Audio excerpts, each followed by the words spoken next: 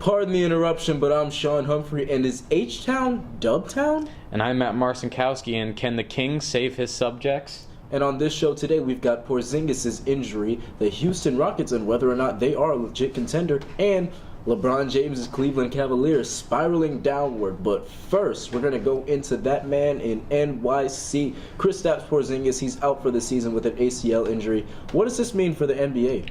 Well, I don't know if it means a lot for the NBA. It definitely means a lot for the New York Knicks, losing their star player, Kristaps Porzingis, averaging around 20 points per game, I would say. They're losing a lot of their scoring, and I don't know if a lot of the role players like Enes Kanter and others will be able to fill that position. Anytime you lose a 7'3" big man who can take the ball off the dribble, shoot the three-pointer consistently, and play on both ends of the floor on any team, it's a big deal. But this is especially a big deal for the team in the largest market in the country, the New York Knicks, who have not been good the past few years, and their one shining star goes down with an injury. Ouch, in more ways than one. I'm sorry, New York, but this is just the way it is. It's just the things that keep happening to you. Phil Jackson's gone, but there's just new things that keep sprouting up. And Kristaps Porzingis is the latest time that the New York Knicks have been snake bitten in the past few years. That's just the way it is sometimes, Matt. Yep. It really do be like that sometimes. It really do.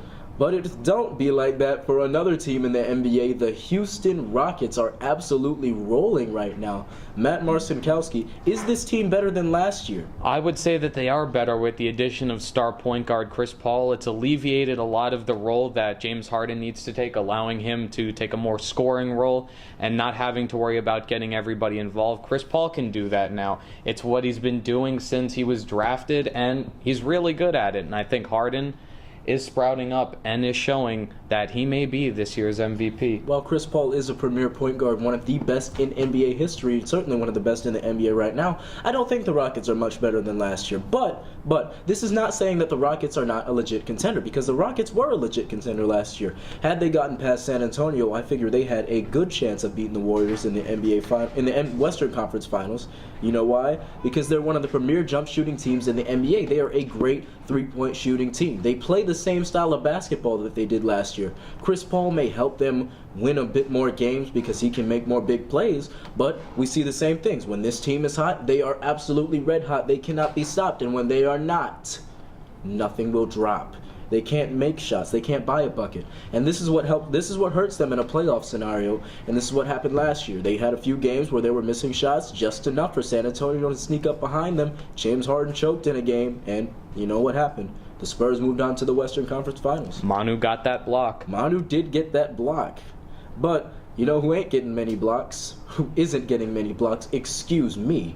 Tristan Thompson, LeBron James, and the Cleveland Cavaliers, they are being blocked from superstardom this year as the Cavaliers have begun a downward spiral. Matt, can they pick up the pieces? I don't know if they can pick up the pieces with the All-Star break coming up. It seems that teams tend to tank after the All-Star break for some reason, and that doesn't look good for Cleveland Cavaliers and LeBron James. They either tank or they go up. There's only two directions. I know. I mean, LeBron's a great player, and he's shown that he can take teams maybe to the finals, but I don't know if they can get that far this year. You know what? I'm going to be even bolder than you were. The Cleveland Cavaliers are not making it to the NBA Finals this year. Oof. LeBron James is nearly averaging a triple-double. They've got Isaiah Thomas off the bench, who was one of the best scorers in the NBA last year. They've got Kevin Love. Even though he's hurt right now, they've got Kevin Love, who was one of the premier power forwards in the NBA. And the Cleveland Cavaliers are absolutely pitiful. They just lost to the Orlando Magic, and it was a convincing victory if you look at the scoreline.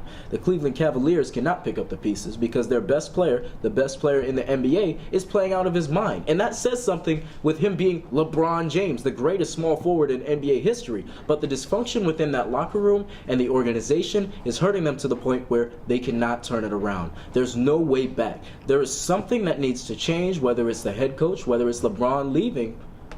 I don't know. Are we going to see LeBron leaving Cleveland part 2, Sean? I absolutely think we will see LeBron leaving part 2, but not because of the dysfunction. I think he would leave either way this season, but the dysfunction certainly does not help LeBron's case to stay in Cleveland. Why would you stay in Cleveland at this point? Who wants to stay in Cleveland?